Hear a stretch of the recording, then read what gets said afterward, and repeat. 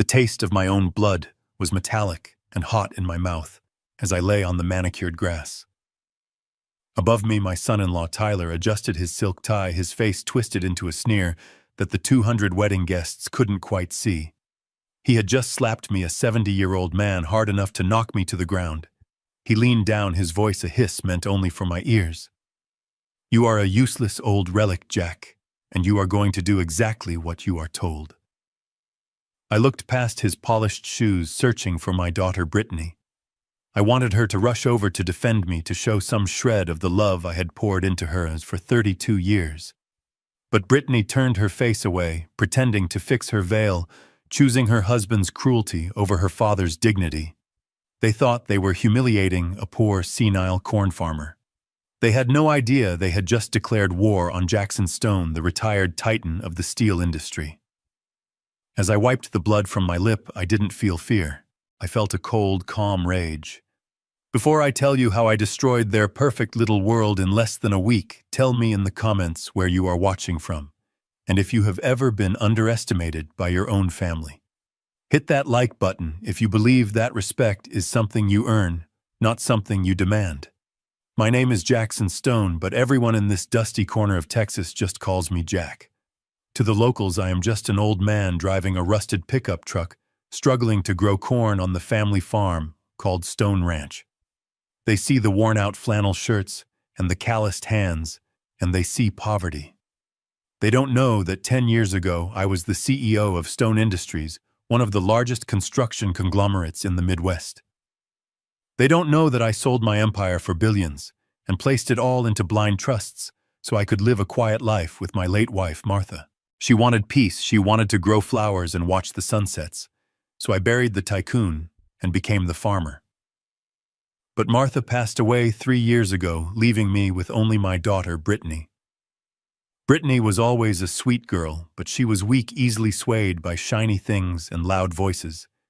And nobody was louder or shinier than Tyler. He was a 35-year-old real estate broker with a fake tan, leased luxury cars, and a mountain of debt that he tried to hide under designer suits. I knew he was trouble the moment he stepped onto my porch, looking at my land not as a home but as a subdivision waiting to be developed. But Brittany loved him, or she thought she did, so I paid for the wedding. I wanted her to be happy.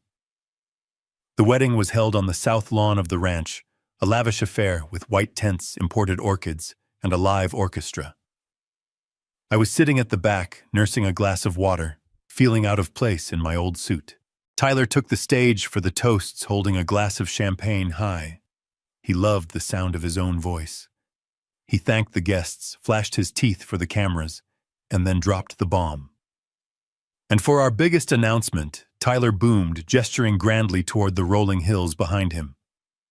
"My generous father-in-law Jack has decided to give us this entire ranch as a wedding gift. Stone Ranch will be the foundation of our future empire." The crowd applauded politely. My blood ran cold.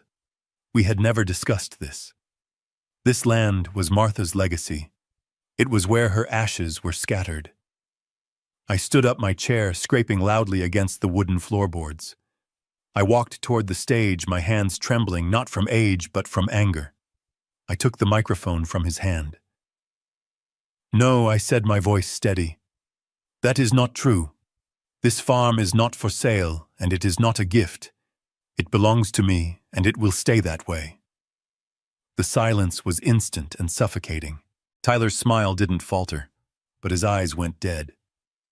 He stepped close to me, wrapping an arm around my shoulder in a mock embrace. He squeezed hard enough to bruise. "Don't embarrass us, old man," he whispered. "Just nod and smile, or you will regret it." I pulled away. "I am not giving you this land, Tyler. Not now, not ever." That was when it happened. In one fluid motion, he backhanded me across the face. The force of it caught me off guard, sending me stumbling backward until I hit the ground. The gasp from the crowd was audible. I lay there stunned, tasting the copper tang of blood. That was the moment I looked for Brittany. That was the moment she looked away. Tyler laughed, a nervous barking sound. Oh, folks, I am so sorry. Dad has been having these spells lately. He gets confused, loses his balance. We are taking care of him, I promise. He signaled to two of his groomsmen, burly guys who looked more like bouncers than friends. They hauled me up by my arms and escorted me to the parking lot like a criminal. Go home, Jack, one of them sneered. Let the happy couple enjoy their night. I climbed into my old truck, my cheek throbbing, my heart breaking. I drove the 2 miles up the dirt road to the main farmhouse, the place I had built with my own hands. I just wanted to wash my face, take my blood pressure medication, and sleep. But when I got to the main gate, my remote didn't work. I pressed the button again. Nothing. I got out and walked to the keypad. It was brand new. A sleek, digital smart lock with a camera had replaced the old iron padlock I had used for years. The red light blinked at me, mocking me. Access denied. A sleek black SUV tore up the driveway behind me, kicking up a cloud of dust. It was Tyler and Brittany. They hadn't even stayed for their own cake. Tyler jumped out, still in his tuxedo, looking energized, manic. What is this? I asked, pointing to the lock. Security, Jack Tyler said, walking past me to the gate. He punched in a code and the gate swung open. He stood in the opening, blocking my path. Since you are obviously mentally declining, as we saw at the wedding, Brittany and I have decided to take over the management of the property. For your own safety. Brittany sat in the passenger seat of the SUV, staring straight ahead, refusing to make eye contact. I live here, Tyler. My medicine is in there. My clothes.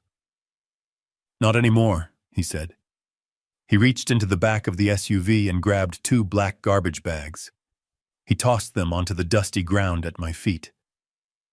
One of them split open, spilling my shirts and my heart medication into the dirt. We are moving into the main house tonight, he said, his voice dripping with triumph. We need the space, but we are not heartless. He pointed a manicured finger toward the far edge of the property near the tree line. You can stay in the old tractor shed. It has a roof. That is more than you deserve after the stunt you pulled today. The shed. It was a corrugated metal shack that hadn't been used in 20 years. It was filled with rusted parts, rat nests, and spider webs. It had no insulation, no running water, and a dirt floor. Tyler. I warned, my voice low. You are making a mistake. The only mistake was thinking you still mattered, he spat. Now get your trash and get out of my sight before I call the sheriff and have you committed for senile dementia. I have friends in town, Jack. They will believe me, not a crazy old man. He got back in the car. Brittany didn't say a word. They drove through the gate and I watched as the electronic lock buzzed and clicked shut, sealing me out of the life I had built. I gathered my things from the dirt, dusting off the pill bottles. I walked the half-mile to the tractor shed in the dark. I pushed open the creaking metal door. The smell of stale oil and rodent droppings hit me instantly. I cleared a space on the workbench and sat down on an overturned bucket. The moonlight filtered through the holes in the roof, illuminating the dust motes dancing in the air. My cheek was swelling up. My body ached. I felt every day of my 70 years. But as I sat there in the dark, listening to the crickets and the distant sound of Tyler blasting music in my house, I felt something else stirring. The part of me that I had buried when I married Martha. The ruthlessness that had crushed competitors and negotiated billion-dollar contracts. I reached into my boot and pulled out a loose floorboard near the back of the shed. I had hidden it there years ago, just a habit from a lifetime of being prepared. I pulled out a waterproof Pelican case. Inside was a fully charged satellite phone and a black notebook. I powered on the phone. The screen glowed blue in the darkness. I dialed a number I hadn't called in a decade. It rang once. Benedict, I said. The voice on the other end was crisp, alert, and familiar. Benedict was the CEO of the largest private bank in the state and the only man who knew the full extent of my assets. Mr. Stone, Benedict asked, surprise evident in his tone. It has been a long time. Is everything all right? No, Benedict, I said, staring at the lights of the farmhouse where my ungrateful daughter and her husband were celebrating their theft. Activate the protocols. I am coming out of retirement. There was a pause and then a sound I knew well, the sound of a soldier receiving marching orders. Understood, sir. What is the target? I leaned back against the rusted metal wall, the taste of blood still on my tongue. The target is Tyler. I want to know everything. His debts, his secrets, his sins. I want to know who owns him. And Benedict. Yes, sir, do not be gentle. I hung up the phone and sat in the darkness. Tyler thought he had put an old horse out to pasture. He didn't know. He had just locked himself in a cage with a tiger. The slap was the beginning. The end would be total annihilation. The darkness in the tractor shed was absolute, broken only by the scurrying sounds of rats in the corners and the rhythmic dripping of a leaky pipe somewhere in the roof.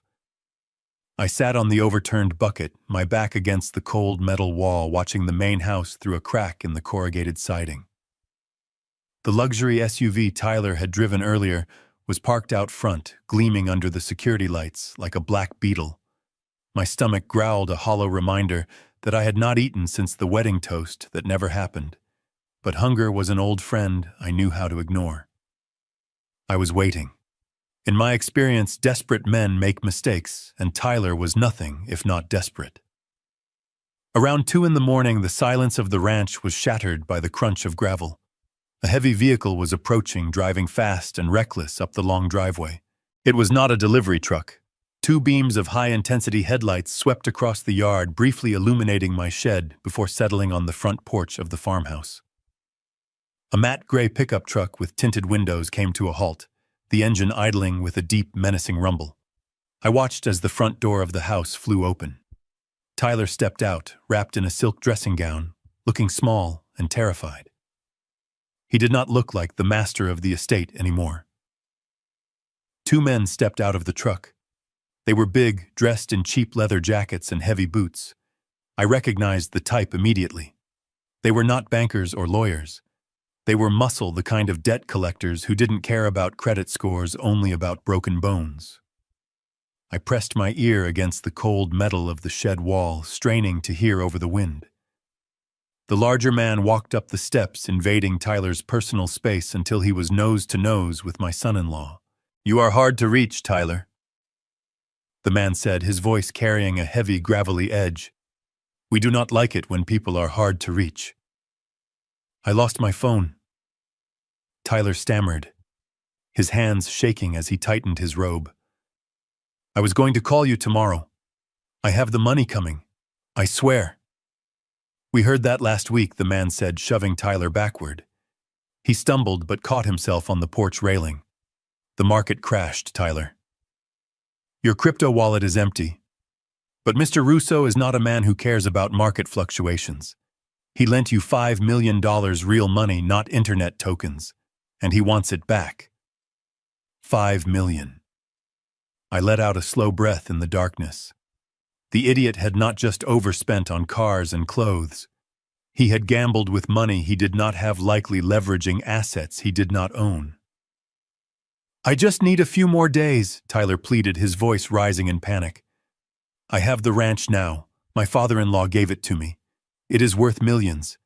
I just need to get the deed transferred."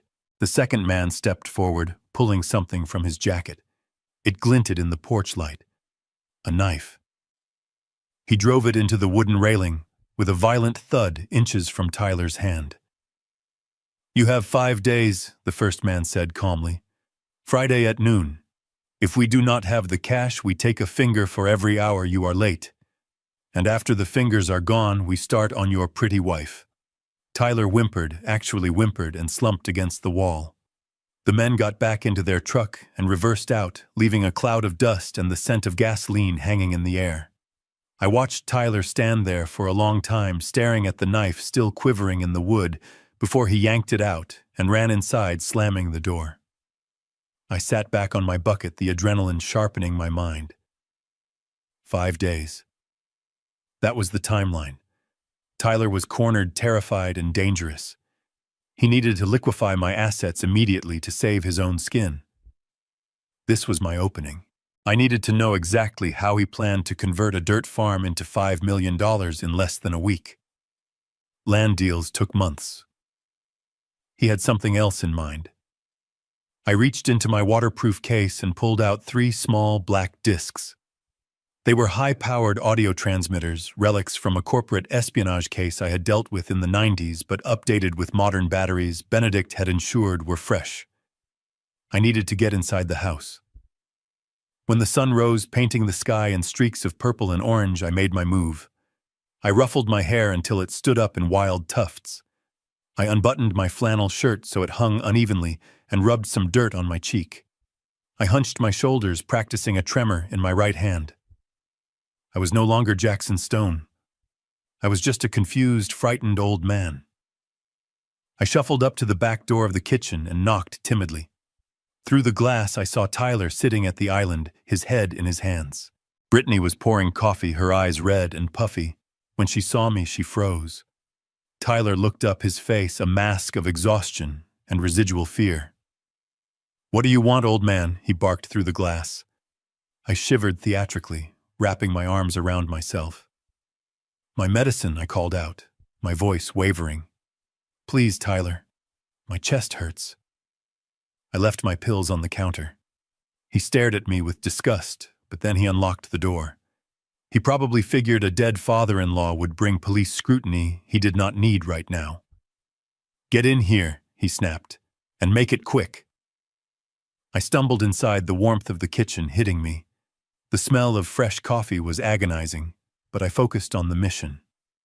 I moved slowly toward the counter, where my pill bottles still sat in a pile. "Don't just stand there looking useless," Tyler sneered. He looked down at his Italian leather loafers. They were dusty from his encounter on the porch the night before. "If you are going to be in my house, you can earn your keep. These boots are filthy. Clean them." Brittany gasped. "Tyler, you can't ask him to do that." "Shut up, Brittany," he slammed his hand on the table. "He is living here for free. He can clean a pair of shoes." I looked at my daughter. She bit her lip and looked away, retreating into her silence. I lowered my head, playing the part. "Yes, Tyler. Of course. I am sorry. I will clean them." I grabbed a rag from the sink and knelt at his feet. The humiliation burned hot and fierce, but I swallowed it. As I bowed my head, scrubbing the dust from his shoes, my shaking hand slipped under the lip of the heavy granite island overhang. With a quick, practiced movement, I pressed the first transmitter into the wood. It stuck instantly. "Good," Tyler muttered, kicking his foot slightly, so I would have to reach further. "Now get your pills and get out. I have business to conduct." I grabbed my medication, my hand trembling genuinely now from the effort of suppressing my rage. I shuffled out the back door, clutching the bottles to my chest like a lifeline. As soon as the door clicked shut, I dropped the act. I walked briskly back to the shed, the morning air cooling the sweat on my forehead. I secured the door and sat at my workbench. I put the small earpiece in and turned on the receiver. The audio was crystal clear. I could hear the hum of the refrigerator and the sound of Tyler pouring himself a drink. It was 8 in the morning, and he was already drinking. "He is gone," I heard Tyler say. "God, he is pathetic." "Did you see him shaking, Tyler?" Brittany's voice was soft, wavering. "Those men last night. You said it was just a business dispute. They had a knife." "It is handled," Tyler snapped. "Stop whining. I just need to close the deal." He dialed a number. I heard the ringtone through the earpiece. Mr. Sterling. Tyler's voice changed instantly, becoming smooth, confident, the voice of a salesman. "Yes, I have the deed. The old man is incapacitated. I have power of attorney pending. Yes, we can sign today." I listened, my pen hovering over my notebook. "Who was Sterling?" "I have the geological survey right here," Tyler continued. "The lithium concentration in Sector 4 is higher than we projected. It is a gold mine, literally." "Well, a lithium mine." I froze. Lithium. I am ready to short sell the mineral rights immediately, Tyler said, his voice dropping to a conspiratorial whisper.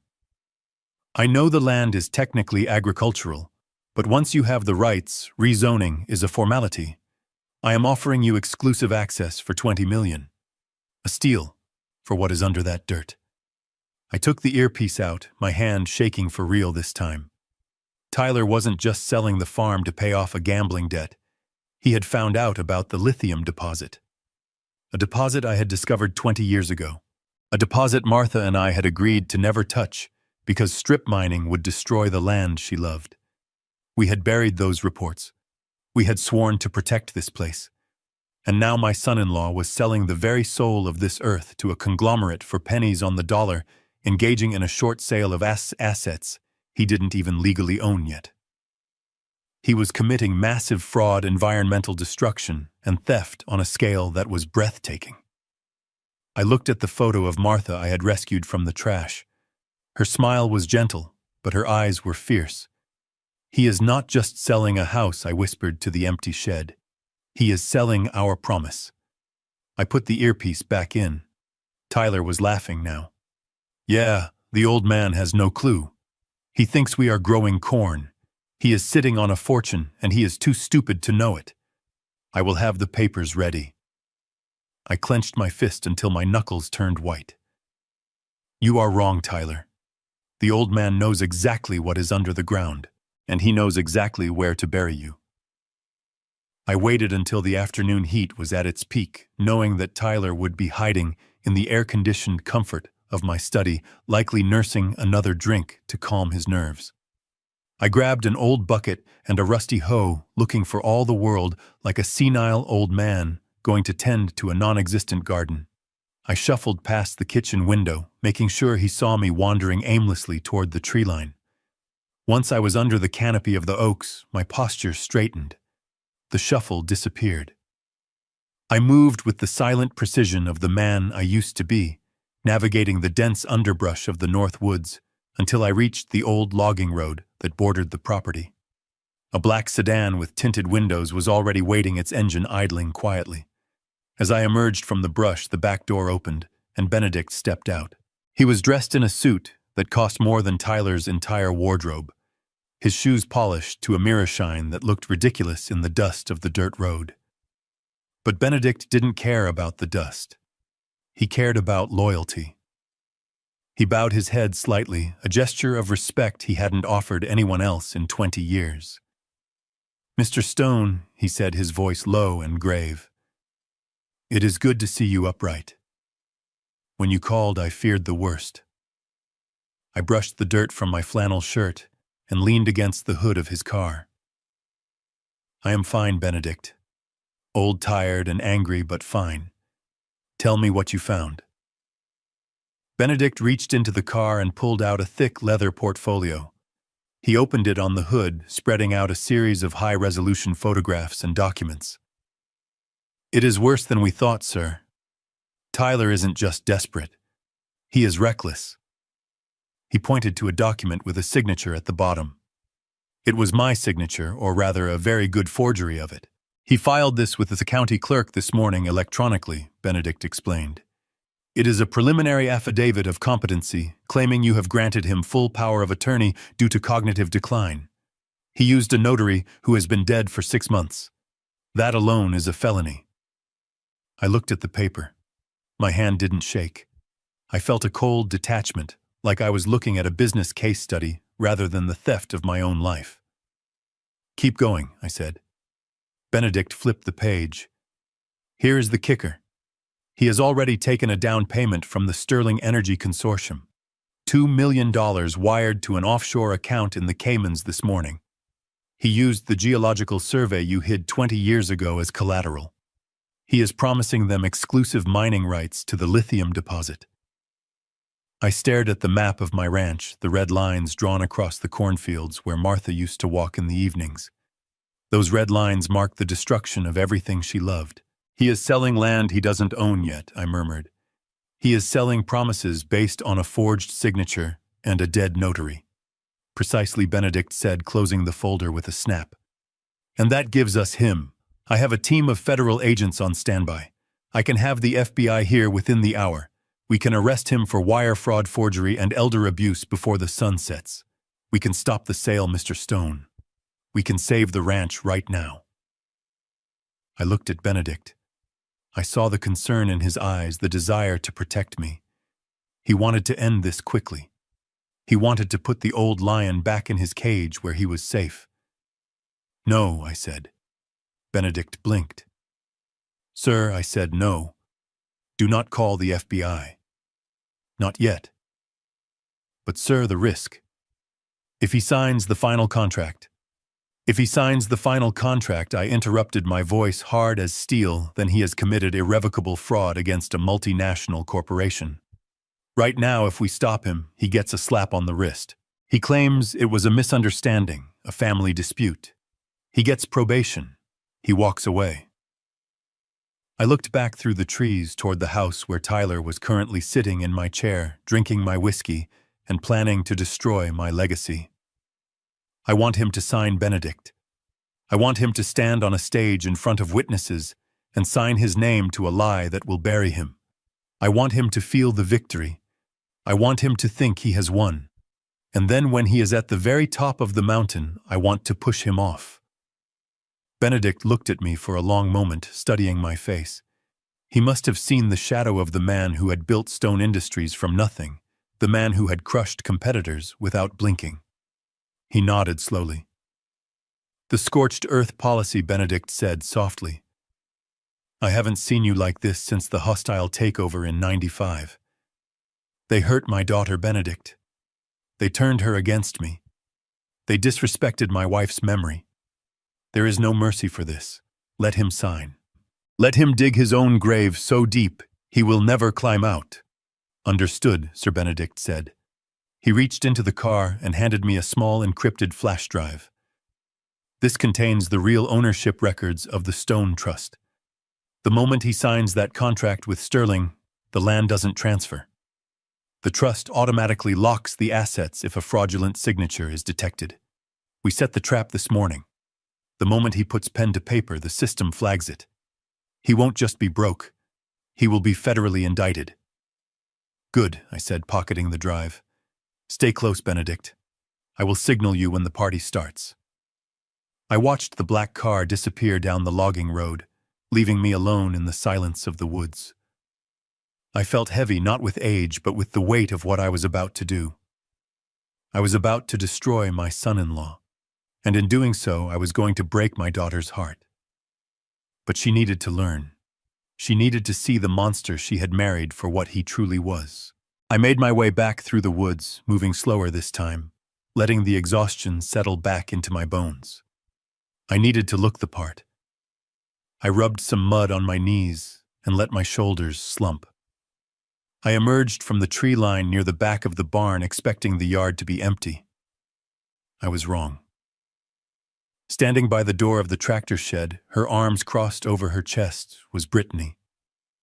My heart hammered against my ribs. I froze. There was nowhere to hide. She had seen me coming from the woods. She saw that I wasn't confused. She saw that I wasn't shuffling. For a split second, I stood tall, the father she used to look up to. Then instincts took over and I let the tremor return to my hands. But it was too late. She had seen enough. "Dad," she said, her voice trembling. I walked toward her, stopping a few feet away. She looked tired.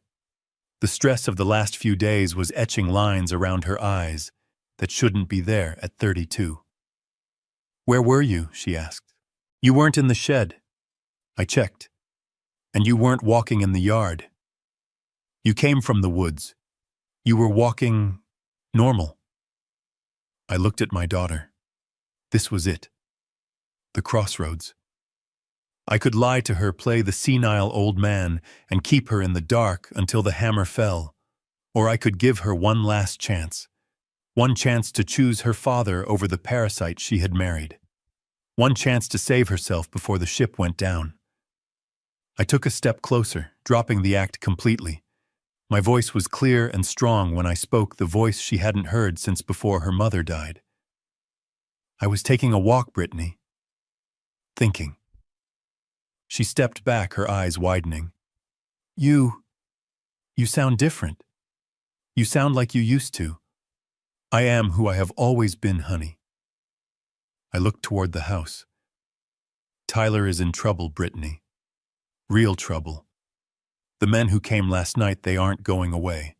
And the deal he is trying to make with the lithium, it is a lie. He is selling things that don't belong to him. She flinched as if I had slapped her. How do you know about the lithium? How do you know about any of that?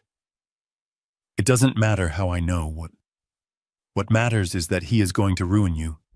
He is going to drag you down with him into a pit of debt and prison. I can stop it, but you have to trust me. You have to come with me right now. Leave him. We can fix this. Tears welled up in her eyes. She looked at the house, then back at me. I saw the conflict warring in her face, the fear of her husband versus the love for her father. He says you are sick, Dad. He says you don't know what you are saying. I stepped forward and took her hands. Her palms were cold. Look at me. Do I look sick? Do I look confused? Tyler is a liar, Brittany. He slapped me.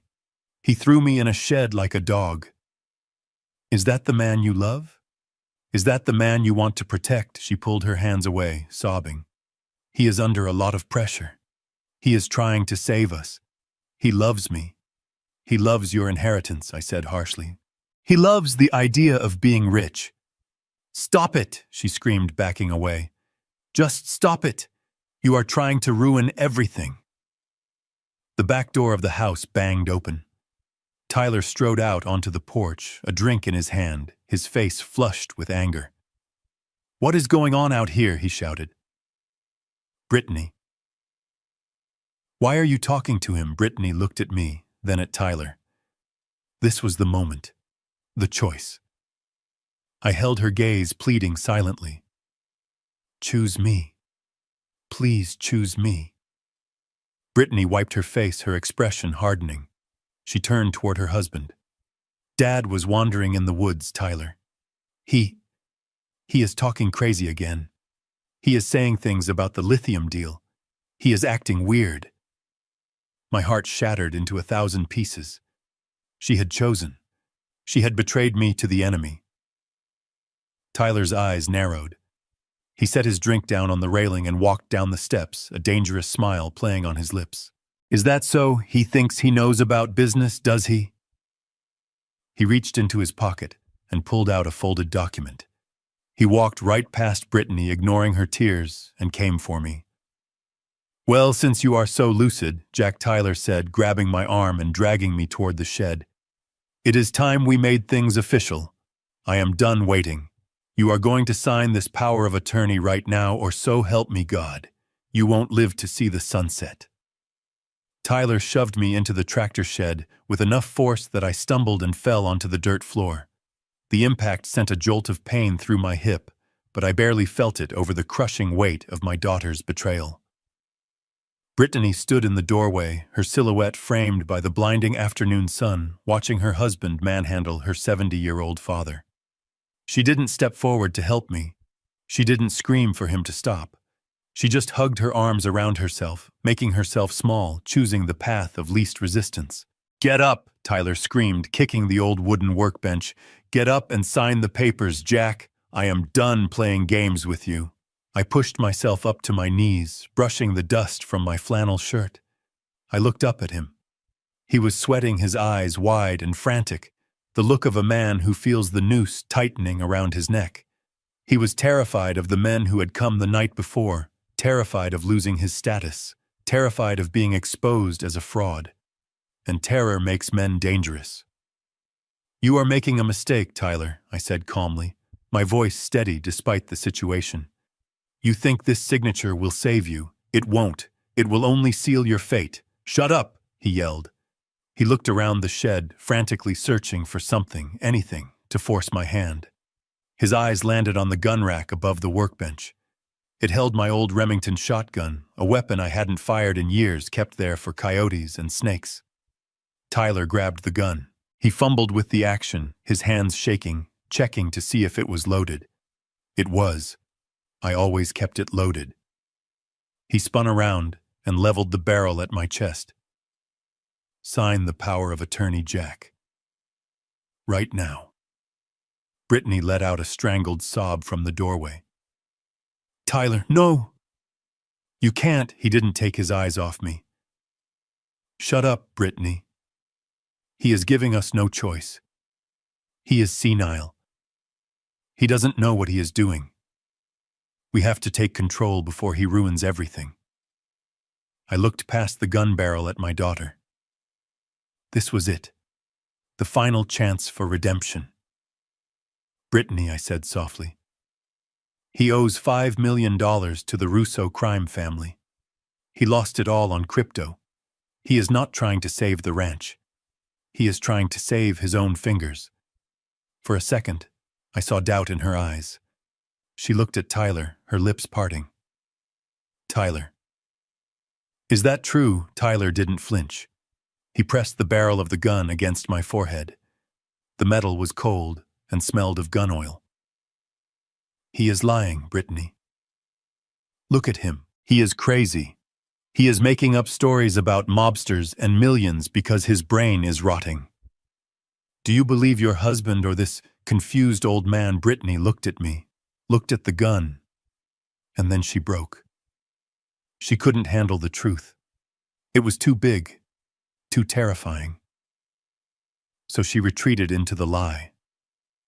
Just sign it, Dad, she whispered, tears streaming down her face. Please, just give him what he wants so we can stop this. You are sick.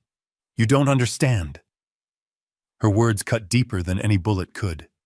She wasn't just afraid.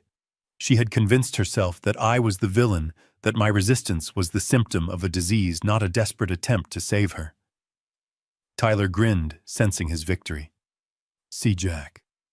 Even your daughter knows you are finished. Now sign the paper. Or I swear to God I will paint this shed with your brains and tell the sheriff it was an accident while we were cleaning the gun. I looked into his eyes. He meant it. He was desperate enough to kill. If I refused, I died, and he would likely forge the signature anyway, or find another way to sell the land. If I died, I couldn't protect the legacy. I couldn't protect the land Martha loved. I need a pen, I said. Tyler let out a breath he seemed to have been holding for minutes.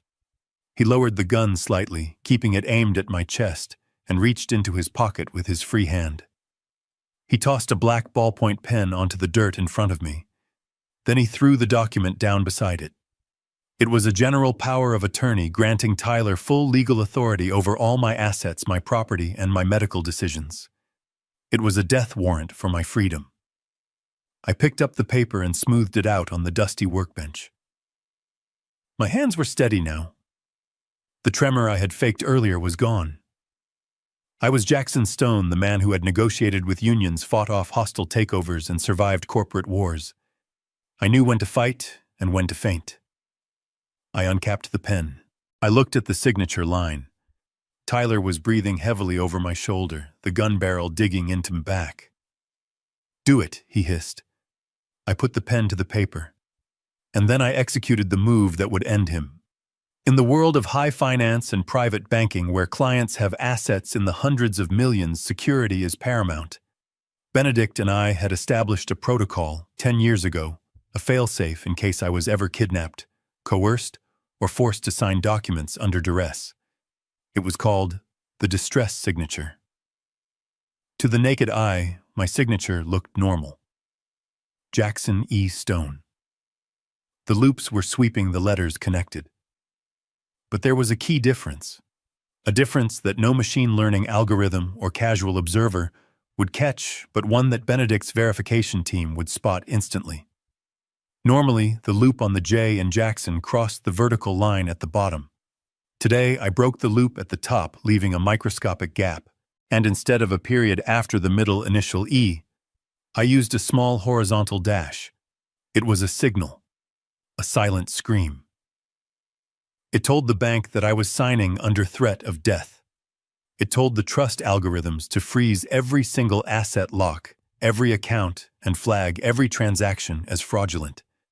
It triggered a Level 1 security protocol that would alert the FBI's Financial Crimes Division. I finished the signature with a flourish and capped the pen. I handed the document to Tyler. There I said, my voice devoid of emotion. You have what you want. You are the king of the castle.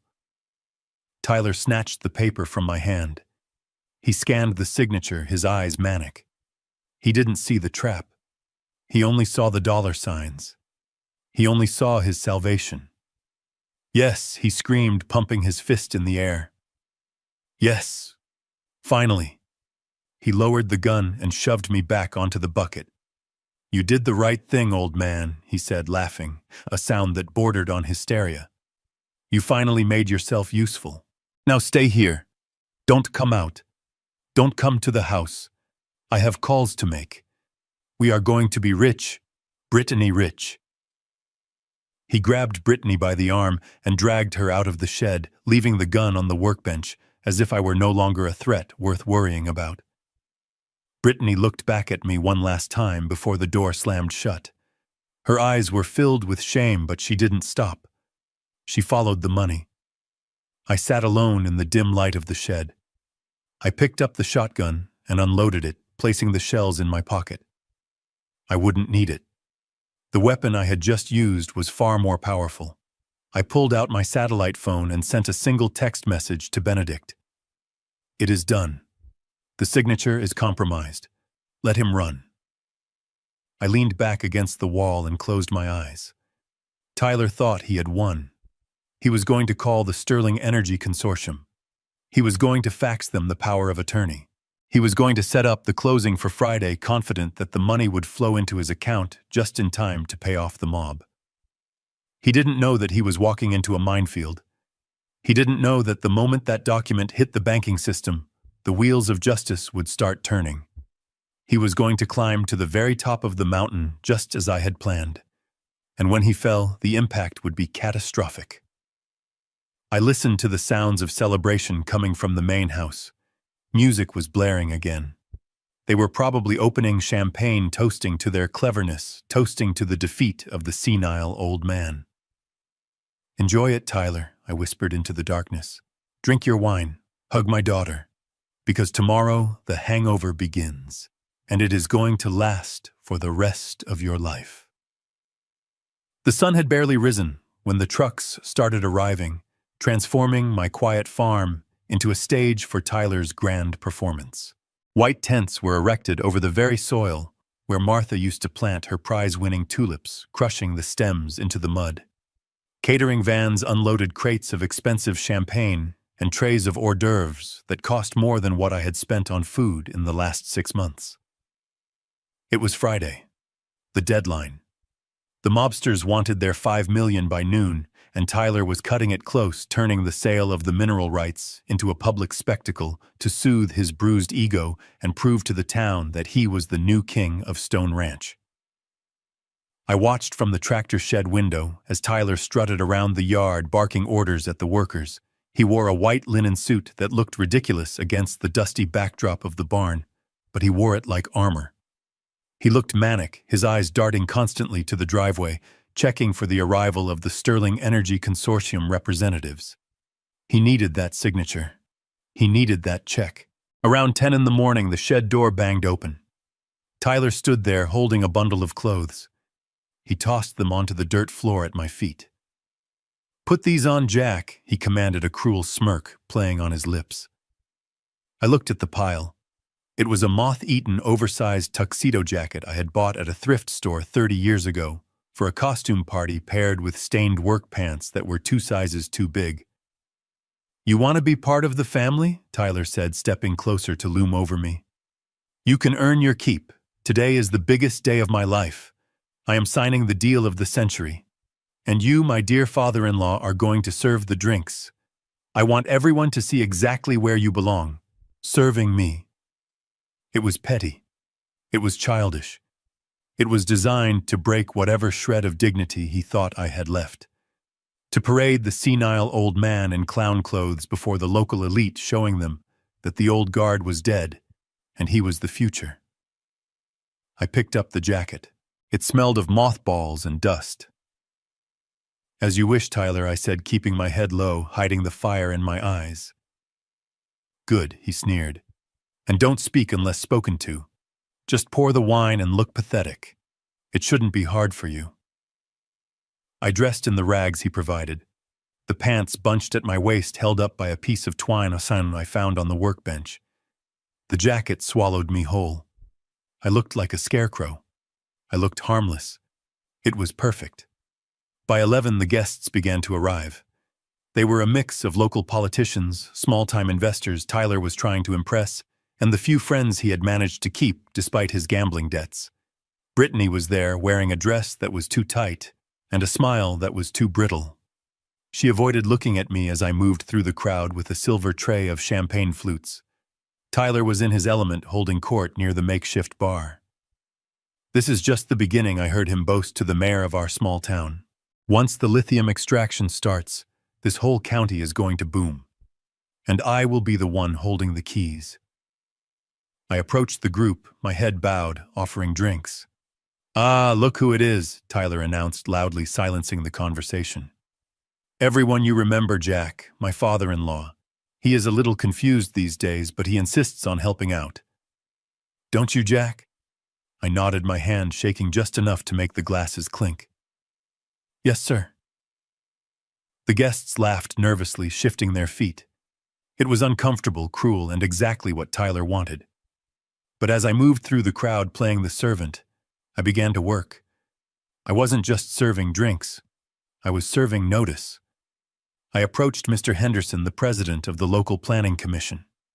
He was a man who had taken bribes for years to rezone agricultural land for commercial use, paving the way for strip malls that destroyed local businesses. He reached for a glass of wine, not even looking at me. I leaned in close, pouring the red liquid slowly. "Mr. Henderson," I whispered, my voice low and devoid of the senile tremor I used for Tyler. "The Cayman account ending in 452 just got flagged by the IRS. Benedict sends his regards." Henderson froze. His hand stopped mid-air. He looked at me, his eyes wide with sudden terror. He opened his mouth to speak, but I had already moved on. Within 2 minutes, I saw him checking his phone frantically, his face pale as a sheet, before he hurried toward his car without saying goodbye to anyone. Next was Mrs. Gable, the town gossip and wife of the bank manager who had approved Tyler's fraudulent loans. She was laughing loudly at one of Tyler's jokes. I offered her a napkin. "Mrs. Gable," I murmured, "your husband's second apartment in the city, the one under his mistress's name. The deed just became public record. You might want to check your joint accounts before they are frozen." She choked on her laughter. The glass slipped from her fingers and shattered on the grass. She stared at me, trembling, seeing not the confused old farmer, but something dark and knowing in my eyes. She grabbed her purse and ran, leaving Tyler confused in mid-sentence. I continued my rounds. A corrupt building inspector, a lawyer who laundered money for the local drug trade, a real estate developer who used arson to clear properties. I knew them all. Benedict's dossier had been thorough. With a few whispered words, a few specific account numbers, a few mentioned dates, I dismantled Tyler's audience. The crowd thinned rapidly. Guests were suddenly remembering urgent appointments, family emergencies, forgotten meetings. The atmosphere shifted from celebration to unease. Tyler noticed. He looked around, his smile faltering as he saw his VIPs fleeing the scene. "Where is everyone going?" he demanded, grabbing my arm as I passed. "What are you doing, old man? Are you spilling drinks on them?" "I just poured the wine, Tyler," I mumbled, reverting to the act. "They just seemed anxious." He shoved me away. "Useless. Go stand over there. The Sterling representatives are here. That is all that matters."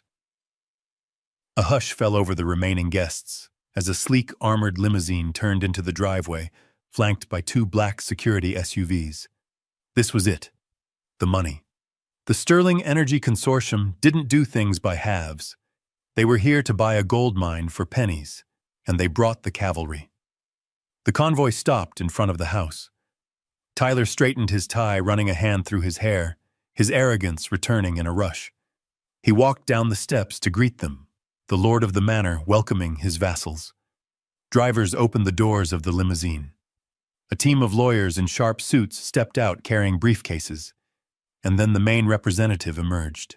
He was a tall man in his 50s with salt and pepper hair and a face carved from granite. He wore a bespoke navy suit that cost more than Tyler's car. He surveyed the ranch with a critical eye, ignoring Tyler's outstretched hand for a moment, before shaking it briefly, dismissively. "Mr. Sterling," Tyler gushed, his voice cracking slightly. "I mean, Mr. Caldwell, I am honored. Welcome to Stone Ranch, or should I say the future site of the Sterling lithium mine." Mr. Caldwell didn't smile. He looked at the tents, the mud, the dwindling crowd of nervous guests. "We are here to sign, Mr. Jacobs." Caldwell said, his voice dry and professional. "We have the wire transfer ready pending the final signatures. My geologists are anxious to begin the surveys immediately." Of course, Tyler said, guiding them toward a large table set up under the main tent. "Everything is ready. I have the power of attorney right here. The old man," he gestured vaguely toward me, "he signed everything over yesterday." I stood in the shadows of the tent flap, still holding the silver tray. My heart was beating a slow, steady rhythm against my ribs. I recognized Mr. Caldwell. 30 years ago, he was just Jonathan, a junior analyst at my firm. I had mentored him. I had taught him how to read a balance sheet, how to spot a liar, and how to value integrity over profit. He had left Stone Industries to forge his own path, but he knew the face of the man who had made him. Tyler sat at the head of the table. He pulled out the power of attorney document, the one with my distressed signature, and laid it down with a flourish. The Sterling lawyers opened their briefcases, producing the purchase agreement. It was a thick stack of papers, the death warrant for my land. "This is a momentous day," Tyler declared, picking up a gold pen. "With this signature, I am securing the future of this family." He looked at Brittany, who was standing behind him, looking pale and sick. "Smile, honey," he hissed. "We are rich." He put the pen to the paper. He was seconds away from the wire transfer that would save his life and destroy mine. He was glowing with greed. "Champagne," he shouted without looking up. "Jack, bring the champagne for our guests." I stepped out of the shadows. I didn't shuffle. I didn't shake. I walked with the heavy, purposeful stride of a CEO entering a boardroom. I placed the tray on the table with a loud clatter that made everyone jump. Tyler looked up, annoyed. "Careful, you idiot. You almost—" His voice died in his throat. He saw my face. The mask was gone. The confusion was gone. There was only ice. Mr. Caldwell looked up at the disturbance. He frowned, annoyed at the clumsy waiter, and then his eyes locked onto mine. His pen froze in midair.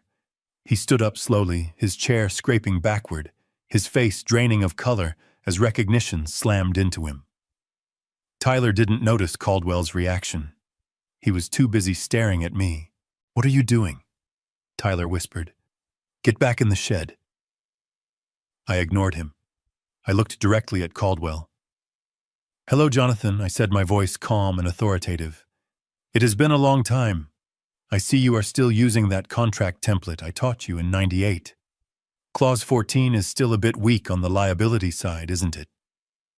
Caldwell's mouth opened and closed. He looked from me to the shabby tuxedo, then back to my eyes. "Mr. Stone," he gasped, the name silencing the entire tent. "Jackson Stone." Tyler laughed, a high-pitched, nervous sound. No, this is just Jack, my father-in-law. He is a farmer. He is confused. He thinks he knows you." Caldwell ignored Tyler completely. He stepped around the table, ignoring the mud on his expensive shoes, and stood in front of me. He bowed his head, a gesture of profound respect that sent a shockwave through the crowd. Sir Caldwell said, We didn't know the deed, the trust, It just said Stone Trust. We thought it was a coincidence. We thought you were dead, I finished. Or retired. Or just a senile old farmer who could be cheated out of his legacy. No, sir. Never. If we had known this was your land. Tyler stood up, his face flushing red. What is going on? Who cares who he is? He signed the paper. The land is mine to sell. Sign the check. I turned to Tyler. The look in my eyes made him take a step back. You really don't get it, do you, Tyler? I asked softly. You invited the sharks to dinner, but you forgot that I am the one who taught them how to hunt. The silence in the tent was heavy enough to crush a man, but Tyler was too far gone to feel the weight of it.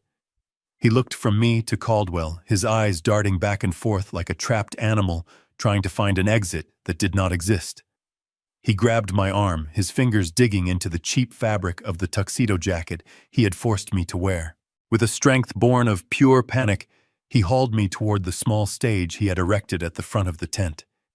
He was trying to regain control of the narrative, trying to force the reality he needed into existence through sheer willpower. Ladies and gentlemen, Tyler shouted, his voice cracking as he dragged me up the wooden steps. My father-in-law loves to joke. He has always had a dry sense of humor. But we are here for business. Serious business. He shoved me toward the podium. A microphone stand waited there, gleaming in the afternoon light. Tyler pulled a folded piece of paper from his pocket. It was a speech he had written for me, a humiliating declaration of my own incompetence and his brilliance. He slapped it onto the podium and leaned into my ear, his breath hot and smelling of stale whiskey. Read the speech, Jack, he hissed. Read it word for word. Tell them you are giving me the land. Tell them you trust me. If you deviate by one syllable, I will make sure Brittany never speaks to you again. I will put you in a home so dark, you will forget what the sun looks like. I looked at the paper. The words swam before my eyes. I, Jackson Stone, being of sound mind, but failing body, hereby bequeath my legacy to my beloved son-in-law. It was a work of fiction, a lie designed to wash his sins away with my dignity. I looked out at the crowd. I saw the corrupt local officials sweating in their suits, sensing that the wind had changed, but unsure of where to run. I saw Brittany standing near the back, her face pale, her hands covering her mouth. And I saw Caldwell, standing tall and silent, watching me with the reverence of a soldier watching his general return to the battlefield. I reached out and took the microphone. It was heavy in my hand, a weapon of mass destruction if used correctly. I looked at Tyler. He was nodding, his eyes manic, urging me to start. He thought he had won. He thought the gun in the shed and the threats against my daughter were enough to break me. I cleared my throat. The sound echoed through the speakers, a boom of thunder that made the guests jump. My son-in-law wrote a beautiful speech for me, I said, my voice steady and deep, carrying to the back of the tent without a tremor. He wants me to tell you that I am tired, that I am confused, that I am ready to surrender the stewardship of this land to the next generation. Tyler smiled, a grotesque stretching of his lips. He nodded encouragingly to the crowd. See, he is lucid. He knows what he is doing. But I am not going to read that speech. I continued, my tone dropping an octave, becoming colder, harder. Because that speech is a lie. Just like the man standing next to me is a lie. Tyler's smile vanished. He stepped forward, reaching for the microphone. Dad, that is enough. You are tired. I sidestepped him, keeping the mic close. I looked directly at the camera crew Tyler had hired to document his triumph. This land has been in my family for 3 generations. We grew corn here when the rain failed. We held this dirt when the banks tried to take it. We bled for this soil. And I will be damned if I hand it over to a gambler and a thief who sees it only as a pile of lithium to be strip-mined to pay off his debts to the mob. A collective gasp ripped through the tent. Tyler lunged for me, his face twisted into a mask of pure fury. Give me that, I held my ground. I didn't flinch. This man, I roared, pointing a finger at Tyler, has forged my signature. He has conspired to defraud the Sterling Energy Consortium. He has abused the elderly, and he has sold promises he cannot keep. This land does not belong to a fraudster. It belongs to the Stone Trust, and it is not for sale. Tyler snapped. The veneer of the successful businessman shattered, revealing the violent, desperate thug underneath. He drew back his fist, screaming an obscenity, aiming for my face. He didn't care about the witnesses anymore. He didn't care about the deal. He just wanted to silence the voice that was exposing him. But the blow never landed. From the long driveway, a sound erupted that drowned out Tyler's scream. Sirens. Not the wail of a local sheriff's cruiser, but the sharp, authoritative chirps of federal vehicles. We all turned. A convoy of black SUVs tore through the entrance of the ranch, smashing through the flimsy wooden gate Tyler had repaired. They moved with military precision, tires tearing up the grass surrounding the tent in seconds. Doors flew open before the vehicles even came to a full stop. Men and women in tactical gear spilled out their jackets emblazoned with yellow letters, FBI. Financial crimes. Tyler froze, his fist still raised in the air. He looked at the agents, then at me, his brain unable to process the speed of his destruction. Leading the charge was Benedict. He didn't look like a banker today. He looked like an executioner. He walked straight toward the stage, flanked by 2 federal agents. He carried a thick file in his hand. Tyler Jacobs Benedict announced, his voice projecting authority that needed no microphone. "Step away from Mr. Stone. Put your hands where we can see them." Tyler stumbled back, his hands trembling. "Who are you? You can't be here. This is private property. I own this land." "No, you don't," Benedict said, climbing the stairs to the stage. He stopped in front of Tyler and held up the document Tyler had forced me to sign in the shed. "The power of attorney." "This document is worthless," Benedict declared, turning to show it to Caldwell and the stunned lawyers. "The signature on this paper was flagged yesterday by our security algorithms as a distress signature. A specific variation Mr. Stone uses only when he is under immediate threat of bodily harm or death." The crowd murmured. Brittany let out a sob. Furthermore, Benedict continued relentlessly dismantling Tyler's reality.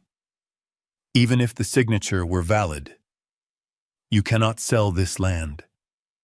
Stone Ranch is not personal property. It is the primary asset of the Stone family irrevocable trust. The beneficiary is Brittany Stone, but the trustee, the only person with the authority to sell, transfer, or leverage the assets, is Jackson Stone, and the trust charter specifically prohibits the sale of mineral rights to any entity without a unanimous vote of the board." Tyler looked at the paper in his hand. He looked at the agents surrounding the tent. He looked at me. But I have the deed," he stammered, holding up a piece of paper he had printed from the county records. "It says Jack Stone. It says Jackson Stone, trustee." I corrected him, my voice low. "You didn't read the fine print, Tyler. You were so busy counting your millions you didn't bother to check who actually owned the gold." Benedict signaled to the agents. "Tyler Jacobs, you are under arrest for bank fraud, wire fraud, forgery, elder abuse, and conspiracy to commit money laundering." 2 agents stepped onto the stage, pulling handcuffs from their belts. The metallic click of the cuffs locking around Tyler's wrists was the loudest sound in the world. "No," Tyler screamed, struggling as they spun him around. "This is a mistake. He signed it. He gave it to me. Ask him. Ask the old man." He looked at me, his eyes pleading, desperate. "Jack, tell them you wanted this. Tell them we are partners." I looked at him. I looked at the man who had slapped me, who had threatened to kill me, who had turned my daughter against me. I adjusted the lapels of my oversized tuxedo jacket. "I don't have partners, Tyler," I said coldly. "I have employees, and you are fired." The agents began to drag him away. The reality of his situation crashed down on him. The mob debt was still unpaid. The money he had promised was gone. The prison cell was waiting, and he had nothing. Panic, raw and primal, took over. He wasn't just going to jail. He was going to his death if the Russos got to him. He needed leverage. He needed a shield. Tyler suddenly twisted, throwing his body weight against the agent holding his right arm. He broke free for a split second. He didn't run for the woods. He didn't run for a car. He ran toward the back of the crowd. He ran toward Brittany. The crowd screamed and scattered as Tyler lunged. He grabbed Brittany by the hair, yanking her violently in front of him. His hand dived into his jacket pocket and pulled out a small silver pistol, the one he had taken from his nightstand before the party, just in case. He pressed the gun to his wife's temple. My daughter's temple. Back off, he shrieked, his voice shredding his throat. Back off, or I swear to God I will kill her, I will kill everyone. The FBI agents froze, their weapons drawn but useless, with a hostage in the line of fire. The silence returned, heavier and more terrifying than before. Brittany was sobbing, her mascara running down her face, her eyes locked on mine. Dad, she whispered. Daddy, help me. Tyler dragged her backward toward the house, using her body as a human shield. It is your fault, Jack, he screamed at me, spittle flying from his mouth. You did this. You couldn't just die. You couldn't just let me have it. Now look what you made me do. I stood on the stage, looking down at the monster I had allowed into my family. I felt a cold clarity wash over me. The time for games was over. The time for business was over. I stepped off the stage. I didn't put my hands up. I didn't beg. I walked toward him, one steady step at a time. Let her go, Tyler, I said. Stay back, he yelled, pressing the gun harder against Brittany's skin. I mean it, old man. I will blow her brains out. No, you won't, I said, keeping my eyes locked on his. Because you are a coward. You hit old men. You threaten women. But you don't have the guts to pull that trigger when you know there are 20 federal agents waiting to turn you into Swiss cheese. I took another step. I was 10 feet away. Drop the gun, Tyler. Your fight is with me. He wavered. His eyes darted to the agents, then to me.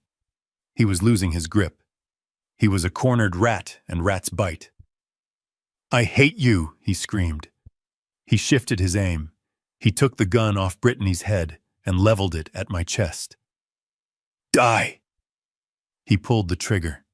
The gunshot cracked through the air, deafening and final. The bullet tore through the fabric of my tuxedo jacket, grazing my shoulder with a searing kiss of heat before burying itself in the wooden support beam of the tent behind me. I didn't flinch. I didn't fall. I stood rooted to the stage, watching the smoke curl from the barrel of Tyler's gun. He stared at me, his eyes wide with the disbelief of a man who has fired at a ghost and missed. He pulled the trigger again. Click. A jam. The cheap silver pistol had failed him, just like every other shortcut he had taken in his life. He frantically racked the slide around, ejecting onto the floor, but it was too late for second chances. The spell of shock that had gripped the tent shattered. The screaming began. Guests dove under tables, overturning chairs and spilling crystal onto the grass. The FBI agents surged forward, their boots thundering against the ground weapons trained on the stage. Drop it, Benedict roared, moving toward the stairs. But before the federal agents could reach him, a new player entered the chaos. From the scattering crowd, a shape launched itself toward the stage with the speed and violence of a striking cobra. It was the large man from the porch, the debt collector who had driven the knife into the railing. He wasn't running away like the others. He was running toward his money. He vaulted onto the stage, ignoring the federal agents, his eyes locked on Tyler with a predatory intensity. He knew the feds meant asset forfeiture. He knew that if Tyler went into custody, the $5 million owed to the Russo family would vanish into the black hole of the justice system. He wanted his pound of flesh now. In his hand, a serrated combat knife glinted in the sunlight. "You are mine, Tyler!" the man bellowed, lunging forward. Tyler shrieked, a sound of pure, undiluted terror. He threw the useless gun at the hitman's face and scrambled backward, tripping over his own feet. The gun struck the man in the shoulder, doing nothing to slow his momentum. The knife slashed through the air, missing Tyler's throat by inches, slicing through the lapel of his white suit. Tyler rolled, scrambling on all fours like a crab, desperate for a shield, for a weapon, for anything to put between him and the death hurtling toward him. His hands scrabbled across the linen tablecloth of the signing table. His fingers closed around the handle of the heavy silver cake knife that had been laid out for the celebratory toast. It was sharp, serrated, and long. He lunged up, not at the hitman, but at the only leverage he had left. Brittany was standing frozen near the podium, paralyzed by the gunfire. Tyler grabbed her arm, spinning her around with a violence that made her cry out. He hauled her against his chest, wrapping his arm around her neck in a chokehold. He brought the cake knife up, pressing the serrated edge against the soft skin of her throat. "Back off," Tyler screamed, his voice shredding into hysteria. "I will kill her. I swear to God, I will open her up right here." The hitman skidded to a halt feet from them. He looked at the knife at Brittany's throat, then at the FBI agents who were now aiming rifles at his chest. He spat on the floor, dropped his combat knife, and raised his hands, calculating that a prison sentence was better than a sniper's bullet. Agents swarmed him, tackling him to the ground, but their eyes never left Tyler. The standoff settled into a terrifying stillness. The only sounds were the weeping of my daughter and the ragged, hyperventilating breaths of my son-in-law. He was backed against the rear support of the tent, using Brittany as a human shield. The silver blade dug into her skin. A single drop of blood welled up and trickled down her neck, staining the collar of her dress. "Dad," she whimpered, her eyes locking onto mine. "Daddy, please." Tyler's eyes darted around the tent, wild and unfocused. He saw the agents. He saw Benedict. He saw the ruin of his life closing in from every side. And he needed someone to blame. He couldn't accept that his own greed had brought him here. It had to be someone else's fault. It looked at me. "This is on you, Jack," he screamed, spit flying from his lips. "You did this. You set me up. You and your little banker friend. You ruined everything." I looked at him. I looked at the man threatening the life of my only child. And in that moment, the last remnants of the confused, harmless farmer evaporated. I reached up and tore off the oversized, moth-eaten tuxedo jacket, letting it fall to the floor. I ripped the piece of twine from my waist, letting the baggy work pants settle properly. I stood up to my full height, my spine straightening, my shoulders squaring. The transformation was physical, palpable. The air around me seemed to change. I wasn't just an old man anymore. I was the man who had stared down union bosses in steel mills. I was the man who had walked through construction sites that would terrify lesser men. I was Jackson Stone, and I was done hiding. I stepped forward, my boots hitting the wood of the stage with a heavy rhythmic thud. "Let her go, Tyler," I said. My voice was no longer the wavering rasp of an old man. It was deep, resonant, and cold as the grave. "Stay back," Tyler shrieked, pressing the knife harder. Brittany cried out in pain. "I will do it. I have nothing to lose." "You have your life," I said, taking another step. "And right now, that is a depreciating asset." I walked past the FBI agents. One of them reached out to stop me. "Sir, stay back. We have a negotiator en route." I brushed his hand aside without looking at him. "I don't need a negotiator. I need my daughter." I stopped 10 feet from Tyler. I looked him dead in the eye. I let him see the darkness I had been holding back for months. I let him see the wolf. "Look at me, Tyler," I commanded. He looked, and for the first time he really saw me. He saw the intelligence, the power, the absolute lack of fear. He realized that the man he had slapped, the man he had thrown in a shed, the man he had mocked had been an illusion. "You want to blame someone?" I asked, my voice dropping to a dangerous whisper. "Blame yourself. Blame your greed. But do not dare blame me for the fact that you are weak." He trembled, the knife wavering slightly against Brittany's throat. You. You are nobody. You are a dirt farmer. I am your worst nightmare, I corrected him. I am the man who built this world you are trying to steal, and I am the man who is going to take it back. I took another step. 5 feet. Drop the knife. He shook his head frantically. No, you can't touch me. I have a hostage. You have my daughter, I said, and that is the biggest mistake you have made today. I took another step. I was within striking distance. I saw his muscles tensing. I saw the decision forming in his panicked brain. He was going to cut her. He was going to hurt her just to hurt me. Drop it! I roared, the command echoing like a gunshot. Tyler flinched. In that split second of hesitation, I moved. I didn't move like a 70-year-old. I moved with the muscle memory of a Marine who had survived Da Nang. I lunged forward, my left hand shooting out to grip his wrist, controlling the blade. My right hand drove it into his throat. Not a punch, but a strike, designed to incapacitate. Let her go. The impact was brutal. Tyler gagged his grip on the knife, loosening as his airway was crushed. I twisted his wrist, forcing the blade away from Brittany's neck. It clattered to the floor. Brittany collapsed, scrambling away on her hands and knees, sobbing. But I wasn't done. The rage I had buried for 6 months, the humiliation of the shed, the slap at the wedding, the disrespect to Martha's memory, it all poured out of me. I didn't let him fall. I grabbed him by the lapels of his ruined white suit and slammed him against the support beam of the tent. You thought I was weak, I hissed into his face, my eyes boring into his terrified soul. You thought because I loved peace I had forgotten how to fight. I swept his legs out from under him, driving him into the floorboards. I pinned him there, my knee on his chest, my hand gripping his jaw, forcing him to look at me. Your opponent is me, Tyler. Not the bank, not the mob. Me. And you just lost. I stood up, smoothing my shirt. I looked down at him, gasping for air on the floor, a broken, weeping mess.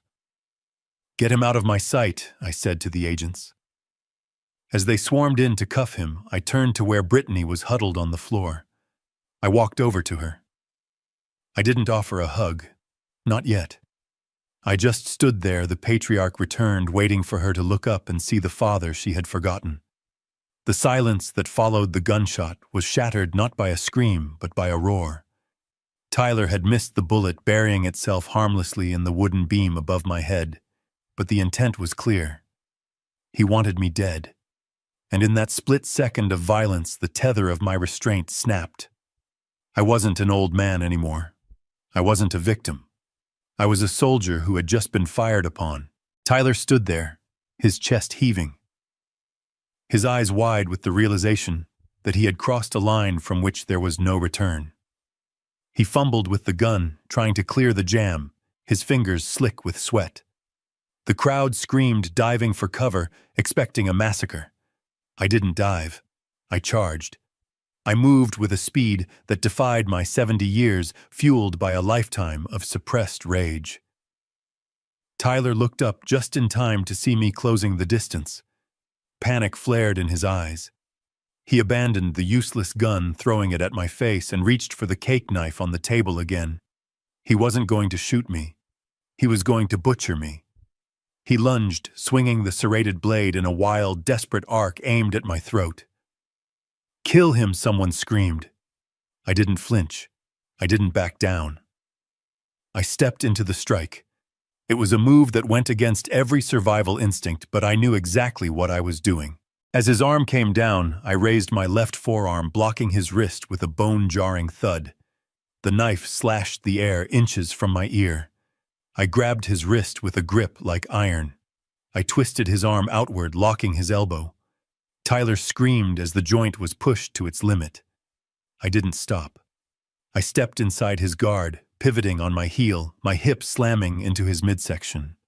It was a classic hip throw, a technique I had learned in the Corps 50 years ago, ingrained in my muscle memory, deeper than my own name. I used his momentum, his weight, and his blind fury against him. I pulled. He flew. For a heartbeat, my son-in-law was airborne, his legs kicking helplessly in the void. Then gravity took over. He slammed into the wooden floorboards of the stage with a crash that shook the entire tent. The impact knocked the breath out of him. The knife skittered away across the floor. He groaned, trying to push himself up, trying to scramble away, but I was already there. I dropped my knee onto his chest, pinning him to the ground with all my weight. I grabbed his right arm, the one that had held the knife, the one that had slapped me, and I wrenched it behind his back, applying pressure until I felt the tendons strain. He howled, his face pressed into the dirt and dust of the floorboards. "Let go. You are breaking it." I leaned down, my face inches from his ear. I wanted him to hear me. I wanted him to know exactly who had beaten him. "I have tolerated you long enough, Tyler." I hissed, my voice a low, dangerous rumble. "I tolerated your disrespect. I tolerated your greed. I even tolerated your stupidity.